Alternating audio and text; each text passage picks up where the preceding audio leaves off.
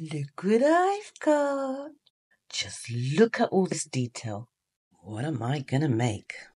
I'm going to be using Let's Resin Intense Chameleon Powders and these glass-eyed cabochons which will work perfectly for this project. So I've opened up all the colours because I can't decide which ones I want to use.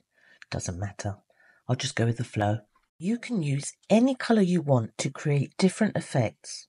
Ooh, say like an icy effect. Go with blues, whites and greys. I'm feeling more Celtic, so I've gone with purple and greens. I've decided on this cabochon. Did I make the right choice? We will see. Add some UV resin to hold the cabochon. Pour bigger than a pea, but smaller than a cabbage. Just enough to cover the glass cabochon. Once you're happy with the placement, use your UV lamp to cure it on both sides. Now for the back. I've decided to use the same colours, but this time I sprinkled the powder onto different areas. Then use a soft blending brush to smooch it all together. I'm going to be using black polyurethane from Artistry, 1:1 by weight. Do you have your protective gear on?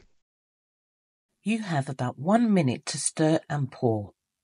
This stuff cures faster than Speedy Gonzalo's. It's very liquidy, like water. Clean up on aisle 9.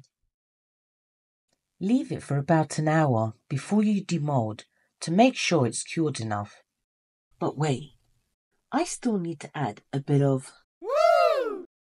So I'm going to use this gilding paint in silver by Pebble. I want to achieve more of a rough around the edges, an older look.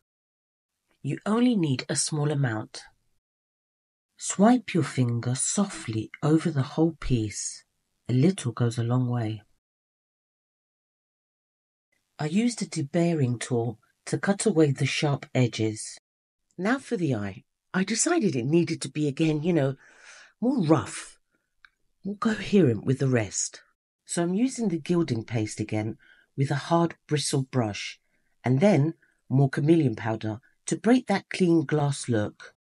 I'm going to use this bland, boring notebook I have, but you can use any kind of book, turning something old into new, or hide the cover of a book, such as 50 Shades of Purple, the colouring book. So many options. I'm going to use E6000 Plus glue with a spatula. Spread the glue everywhere, making sure you reach all the areas and corners. Then press down hard and leave it to cure for a good few hours.